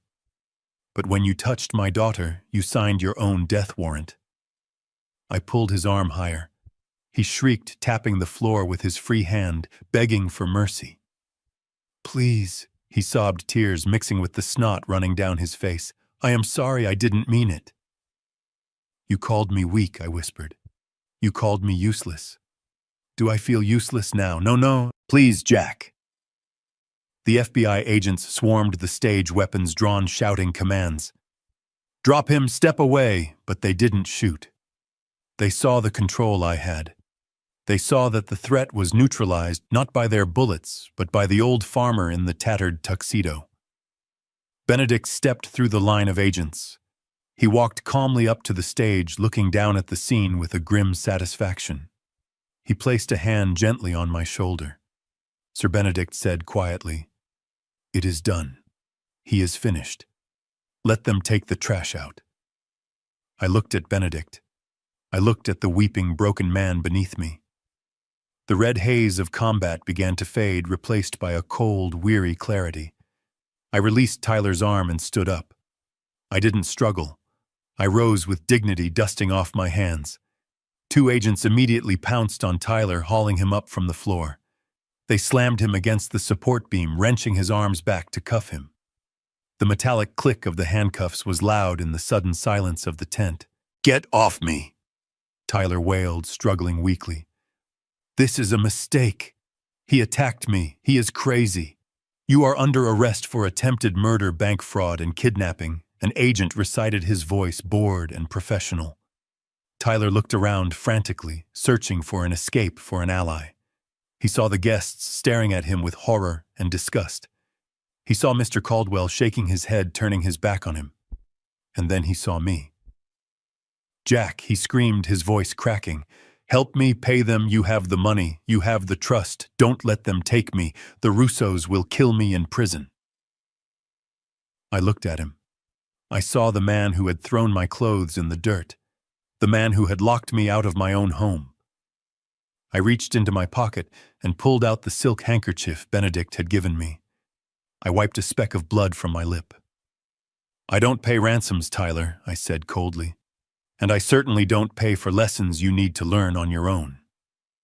The agents dragged him away. He kicked and screamed, his heels dragging in the dirt, wailing like a child, until they shoved him into the back of a black SUV. The door slammed shut, sealing him in his new reality. The silence that returned to the ranch was heavy. The guests stood frozen, unsure of what to do. It was over. The show was over. I turned my attention to the corner of the stage. Brittany was kneeling on the floor, her expensive dress stained with mud. She was shaking violently, her arms wrapped around herself, staring at the spot where her husband had tried to kill her father. I walked over to her. The sound of my boots on the wood was the only noise in the tent. I stopped in front of her. She didn't look up, she couldn't. "Brittany," I said softly. She flinched. She let out a sob that sounded like something tearing. "I didn't know," she gasped, her voice barely a whisper. "Dad, I swear. I didn't know about the gun. I didn't know he would..." I looked down at my daughter. I wanted to hold her. I wanted to tell her it was all going to be fine. But it wasn't fine. She had watched him abuse me for months. She had chosen his side until the very moment a knife was at her throat. "You didn't want to know," I said gently but firmly. "You chose not to see." She looked up at me then. Her eyes were red, her face swollen. She looked at me and she finally saw me. Not the old man she had pitied, but the man who had just saved her life. "Who are you?" she whispered. You aren't just a farmer." Benedict stepped forward holding a black garment bag. He unzipped it and pulled out a charcoal gray suit jacket. It was impeccable. It was powerful. He held it out to me. I slipped my arms into the jacket. It fit perfectly. I buttoned it, feeling the weight of my past returning. I adjusted my cuffs. I looked at my daughter, then at the crowd of stunned onlookers. "I am Jackson Stone," I said, my voice ringing out with the authority of a man who owns the ground he stands on. "And I am taking back my house." Brittany covered her face with her hands and collapsed completely, weeping into the floorboards. I stood over her, a sentinel, a protector, and a father, who had finally done what was necessary. The war was won. But as I looked at my broken daughter, I knew the hardest part was just beginning. The dust from the federal SUVs had barely settled, hanging in the hot Texas air like a golden mist, but the silence that descended on the tent was heavier than the noise had ever been. The guests who had been scrambling for the exits minutes ago now stood rooted to the spot, paralyzed by a curiosity that outweighed their fear. They looked from the empty space where Tyler had been dragged away to the stage where I stood dusting the dirt from the lapels of the charcoal gray jacket Benedict had just helped me into. I wasn't the scarecrow anymore. I wasn't the servant. I was the center of gravity. Benedict stepped closer, ignoring the FBI agents securing the perimeter and the weeping of my daughter on the floorboards. He reached into his breast pocket and produced a square of pristine white silk. He held it out to me with both hands, a gesture of deference he hadn't shown in years, not because he had to, but because he wanted them to see it. Chairman Stone Benedict said, his voice cutting through the quiet like a bell. "Are you injured? Do you require a medic?" The title hung in the air. Chairman Stone. Not Jack. Not the old man. Chairman. I took the handkerchief and wiped the remaining blood from my lip, looking at the crimson stain on the white silk. "No, Benedict. I am fine. Just a scratch." A collective gasp rippled through the crowd. I saw Mr. Henderson, the corrupt planning commissioner who had tried to flee earlier, leaning against a tent pole, his face the color of ash. I saw the bank manager's wife clutching her pearls, realizing she had mocked a man who could buy her husband's bank with petty cash. And I saw Jonathan Caldwell, the CEO of Sterling Energy, walking slowly toward the stage, his expression one of dawning horror and immense respect. Jackson Caldwell said, stopping at the foot of the stairs, "My God, it is you. We thought the rumors said you had died in Europe 10 years ago." "I didn't die, Jonathan," I said, my voice projecting effortlessly to the back of the tent. "I just retired. I wanted peace.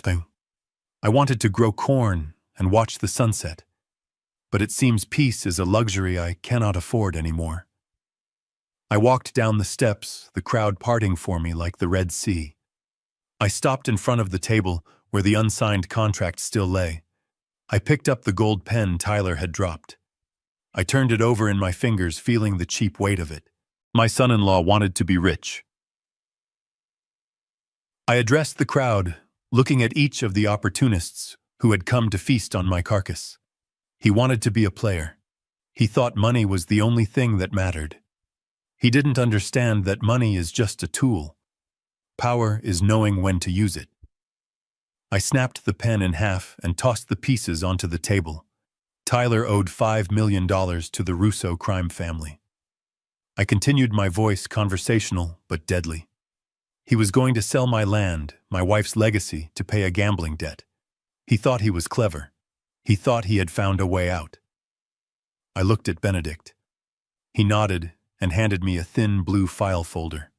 I opened it. What Tyler didn't know, I said holding up a document, is that debts are commodities. They can be bought and sold just like stocks or real estate. And when I found out who held his paper, I made a call. I walked over to where the local reporter was standing, camera still rolling, capturing every word. The Russo family are businessmen. They don't care who pays them as long as they get paid. So this morning at 9 o'clock, Stone Industries purchased the debt of Tyler Jacobs in full. I wired $5 million to an offshore account and bought the note. A murmur of confusion ran through the guests. They didn't understand the implications yet. But Brittany did. She lifted her head from her hands, her eyes wide and terrified. What does that mean?" she whispered. I turned to her.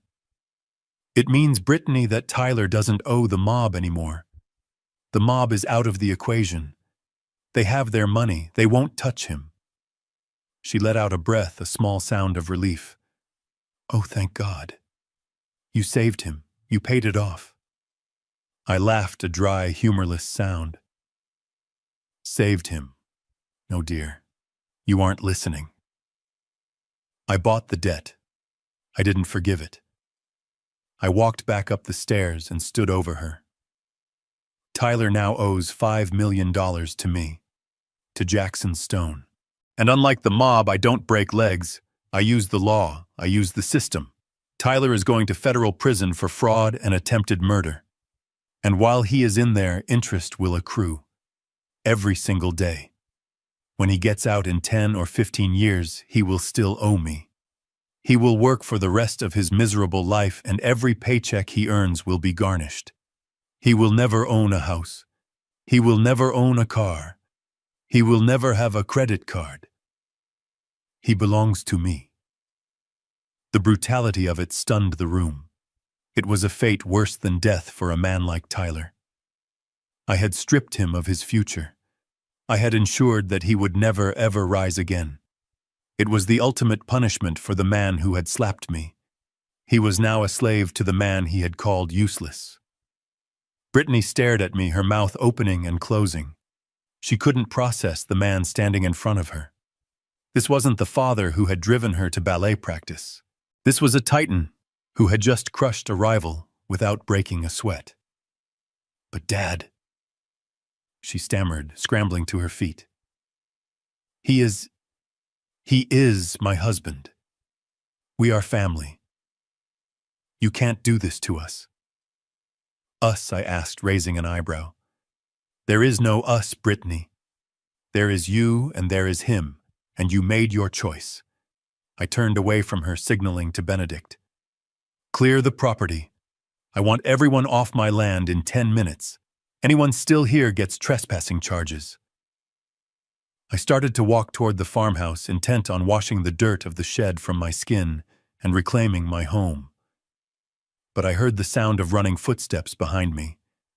Daddy Brittany launched herself at me. She threw her arms around my legs, falling to her knees in the dirt, burying her face in the fabric of my expensive trousers. She was sobbing hysterically, the same way she used to when she was 5, and had scraped her knee. "Daddy, please, I am sorry. I didn't know I was scared. Don't leave me. I have nowhere to go. He ruined everything. Please, Daddy, take care of me." I stopped. I looked down at my daughter, clinging to me like a drowning woman. I felt the old instinct, the father's instinct, to reach down, pick her up, and tell her I would fix it. To tell her that I had enough money to buy her a new life, to erase her mistakes, to make the pain go away. It would be so easy. I could write a check and she would be safe. But then I remembered the wedding. I remembered her turning her face away when I was on the ground. I remembered her standing in the doorway of the shed while Tyler held a gun to my head, telling me to sign. I remembered her choosing the lie because the truth was too hard. If I picked her up now, if I saved her again, she would never learn. She would never grow. She would just find another Tyler, another parasite to attach herself to, expecting me to bail her out when it went wrong. I reached down. I placed my hands on her shoulders. Her sobbing stopped for a second, hopeful. I firmly detached her arms from my legs. I stepped back, putting 3 feet of distance between us. "No, Brittany," I said, my voice breaking with a pain she couldn't possibly understand. She looked up at me, shocked. What I said, "No, I am not going to take care of you. You are 32 years old. You stood by and watched your husband humiliate me. You watched him steal from me. You watched him hold a knife to your own throat. And you still blamed me for ruining the deal." "But I am your daughter," she wailed.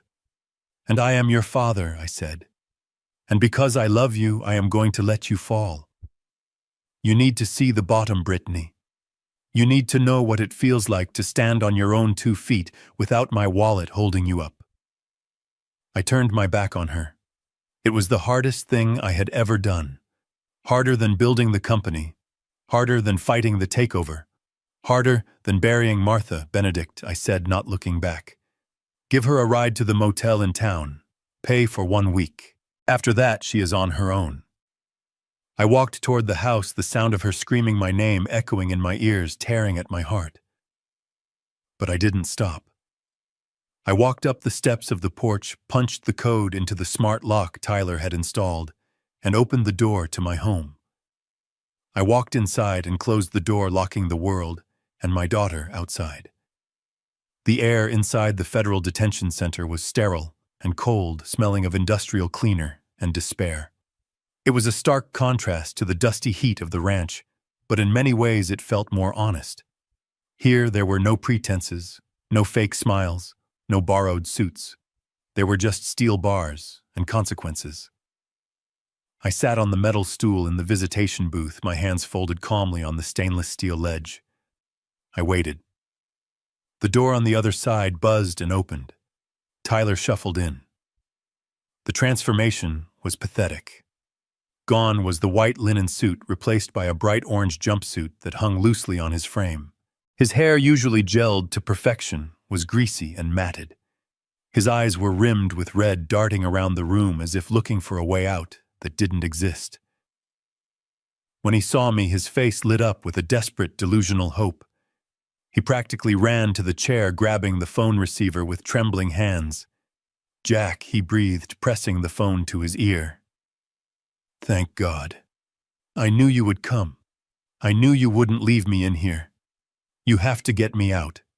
The food is slop. The guards are animals. You have the money now. Benedict said you are worth billions. You can pay the bail. It is just money to you." I picked up my receiver slowly. I looked at him through the thick, scratched plexiglass.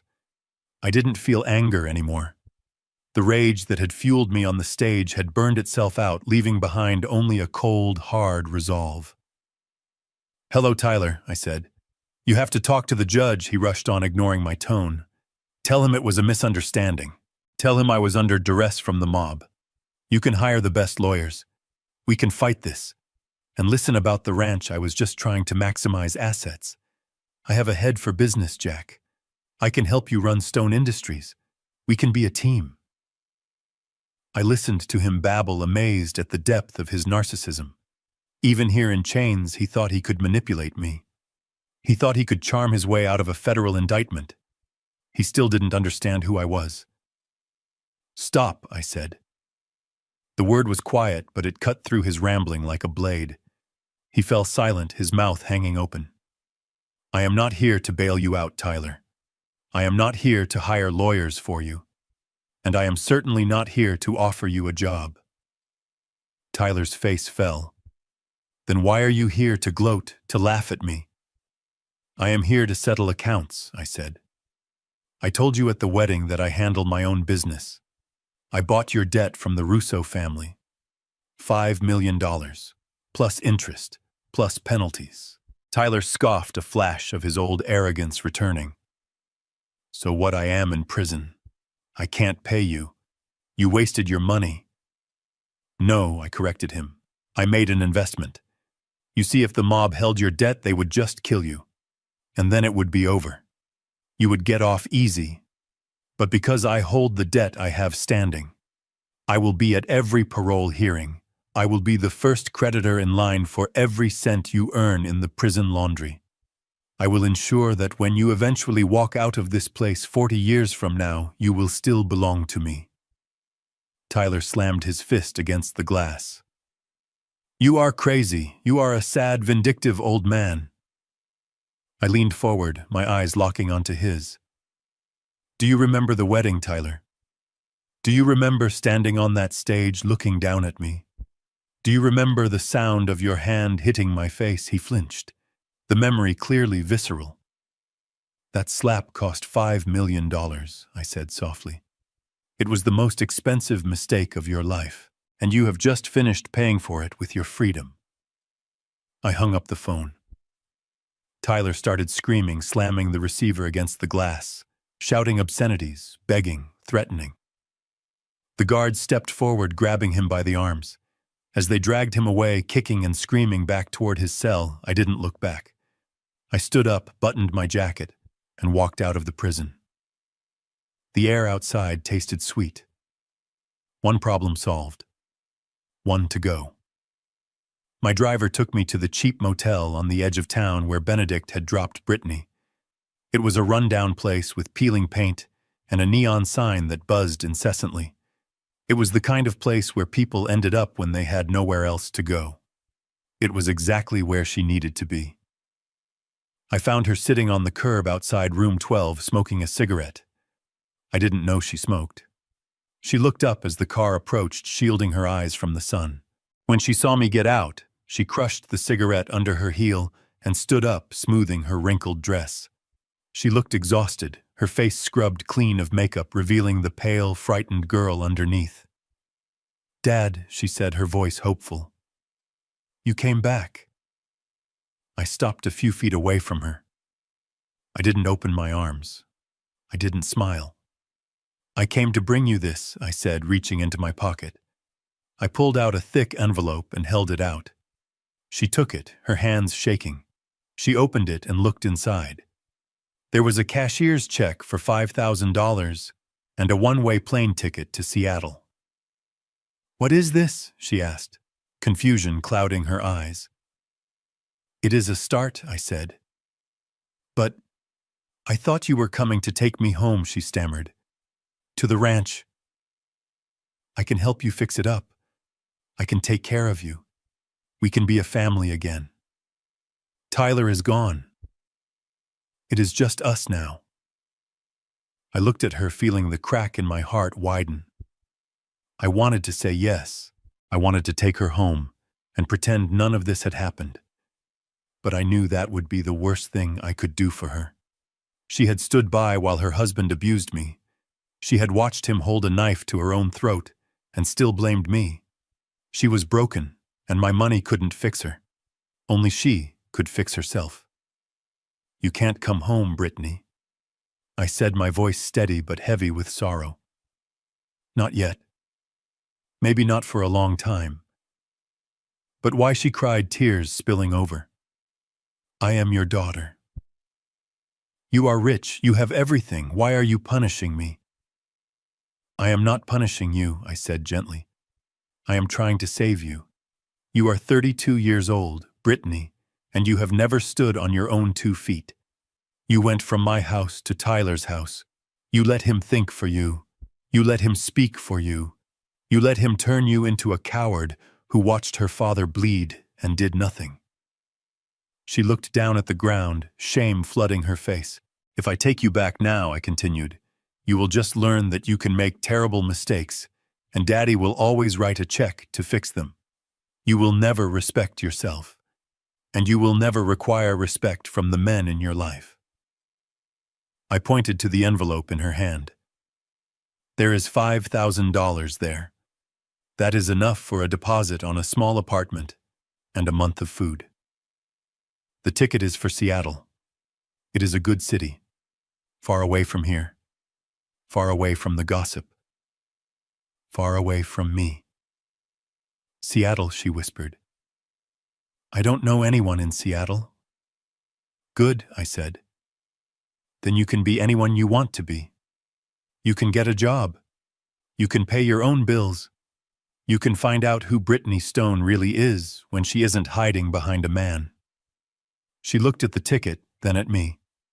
The fear in her eyes was real, but for the first time I saw a glimmer of something else. Determination. Anger. It didn't matter. Anything was better than the passive acceptance she had lived with for years. "And if I fail," she asked quietly. "What if I can't do it? Then you fail," I said, "and you try again. That is what stones do. We survive." I stepped closer and kissed her on the forehead. It was a goodbye kiss. "When you have earned your first $10,000, I said, pulling back to look her in the eye. "When you have made it on your own, without my help, without Tyler, without anyone. Then you call me. Then you can come home. Not as my dependent, but as my daughter." She nodded slowly, clutching the envelope to her chest. She understood. It was harsh. It was brutal. But it was the only way. "Goodbye, Dad," she whispered. "Goodbye, sweetheart," I said. I turned around and walked back to the car. I didn't watch her go back into the motel room. I didn't watch her pack. I got into the back seat and told the driver to take me home. As the car pulled away, I felt a single tear roll down my cheek. I wiped it away angrily. I had done what had to be done. I had destroyed the enemy, and I had set my daughter free, even if she didn't realize it yet. The drive back to the ranch was quiet. The sun was setting, casting long shadows across the cornfields. The land was still there. The earth remained.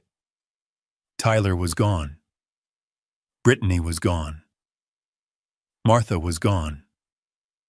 I was alone. But as the farmhouse came into view, free of the tents and the trucks and the noise, I didn't feel lonely. I felt a strange, deep peace. The kind of peace that comes after a storm has scrubbed the world clean. I was Jackson Stone. I was 70 years old, and for the first time in a long time, my life belonged entirely to me. I had a legacy to rebuild, a trust to manage, and a foundation to launch in my father's name. The old lion wasn't ready to sleep yet. There was still work to be done. I watched the fence posts blur by, standing straight and tall against the twilight, just like me. Unbroken. The next morning began not with the rooster's crow, but with the screech of tearing metal. I stood at the main gate of Stone Ranch, with a heavy iron crowbar in my hand, facing the electronic keypad Tyler had installed. The little red light blinked at me, a persistent electronic eye that had barred me from my own home just days ago. I didn't call a locksmith. I didn't look for the code. I jammed the tip of the crowbar behind the plastic casing and leaned back with all my weight. The plastic cracked with a satisfying snap, sparks showering onto the dry dirt as the wires were ripped from their housing. I tossed the broken device into a metal bucket, the clatter echoing across the silent fields. It felt like pulling a tick off a dog. I spent the next 4 hours methodically purging the ranch of every trace of Tyler's occupation. I climbed a ladder to the eaves of the porch and tore down the wireless surveillance cameras he had hidden there to spy on me. I ripped out the motion sensors in the hallway that beeped every time I walked to the kitchen. I dismantled the high-tech sound system he had wired into the living room walls. By noon, the house was silent again. It no longer hummed with electricity and Wi-Fi signals. It breathed. I went to the barn and found my old heavy iron padlock, the one my father had used. It was rusted heavy and reliable. I hung it on the gate and clicked it shut. A simple key. No codes, no servers, no facial recognition, just steel. I spent the afternoon in the fields. The tents were gone, taken down by a crew Benedict had hired. The grass was trampled and muddy where the stage had been, a scar on the land, but grass grows back. The earth heals. I walked the rows of corn, touching the stalks, checking the soil. It was dry, thirsty for rain, but it was alive. For the first time in months, I didn't feel like a guest on my own land. I felt like the steward I was meant to be. The wind rustled through the leaves, whispering the name of the woman who had loved this place, and I finally felt that I could answer her. I had kept my promise, Martha. I had held the line. As the sun began to dip toward the horizon, painting the Texas sky in bruised purples and fiery oranges, I saw a dust trail on the logging road. The black Lincoln sedan approached slowly, respectful of the ruts and bumps. Benedict parked near the house and stepped out. He wasn't wearing his usual suit jacket today, just a crisp white shirt with the sleeves rolled up, looking as relaxed as a man like him could ever look. He walked up the porch steps where I was sitting in my rocking chair, a mug of black coffee in my hand. "Good evening, Mr. Stone," Benedict said, leaning against the railing. "It is a good evening, Benedict," I agreed, gesturing to the empty chair beside me. "Sit down. You look like you have news." He sat dusting off the seat with his handkerchief before settling in. "I do, sir.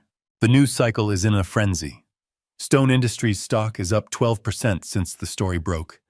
The market loves a strong leader, and apparently taking down a fraudster on live television counts as strong leadership." I took a sip of coffee. It was bitter and hot, just the way I liked it. "The market is a fickle beast, Benedict. Today they love me. Tomorrow they will say I am too old and dangerous.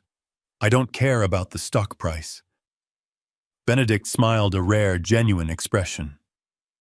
"The board of directors does. They had an emergency meeting this morning. They voted unanimously to ask you to return as active CEO. They want you back in the corner office, Mr. Stone. They want the Lion of Chicago back at the helm. They say you are the only one who can steer the ship through the next decade." I looked out at the fields, watching the shadows stretch longer. I thought about the office in the city, the glass and steel, the power lunches, the constant ringing of phones, the deals that moved millions. I thought about the rush of adrenaline I had felt when I took Tyler down, the familiarity of command. It would be easy to go back. It would be comfortable. I could be the tycoon again, respected, feared, surrounded by luxury.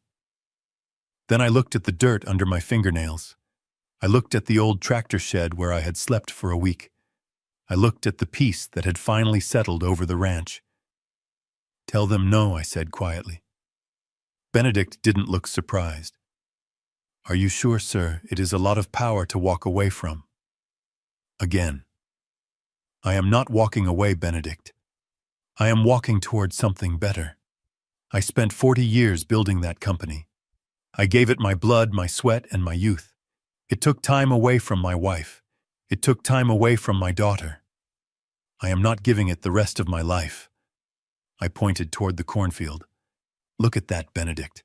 That corn doesn't care about stock prices. It doesn't care about quarterly reports. It just grows. It is honest. If you treat it right, it feeds you. If you neglect it, it dies. There is no fraud in nature." "I understand," Benedict said. "And what about the trust? What about the assets you keep managing them?" I said. "Keep the sharks away. Make sure the foundation we discussed gets funded. I want to build a center for victims of financial abuse. I want to help people who don't have a Benedict in their corner." "Consider it done," he said. He stood up, preparing to leave. He hesitated for a moment, looking at me with a strange expression. "You know, sir, when you called me last week, I was worried. I thought perhaps you really were slipping. That maybe Tyler was right." I looked up at him, my eyes crinkling at the corners. "And now," Benedict said, putting his hand on the railing, "I think you are the most dangerous man I know, because you have absolutely nothing left to lose, and you have everything you want right here." He walked down the steps and got into his car. I watched him drive away until the taillights disappeared around the bend. I was alone again. But for the first time in years, silence wasn't empty. It was full. I reached down beside my chair and picked up an object I had found in the dirt near the tent earlier that day. It was my old cowboy hat, the Stetson I had worn for 20 years. It had been knocked off my head when Tyler slapped me. It was dusty and trampled, misshapen from being stepped on by the fleeing guests. I brushed it off, reshaping the brim with my hands. I put it on my head, pulling it low over my eyes. It fit perfectly. I wasn't the billionaire Jackson Stone. I wasn't the senile old man Jack. I was something else entirely. I was the keeper of the gate. I was the man who stood between the wolves and the flock. Tyler had made the mistake of thinking that kindness was weakness. He had looked at my gray hair and my slow walk and seen a victim. He hadn't seen the iron that held my spine together. He hadn't seen the history written in my scars.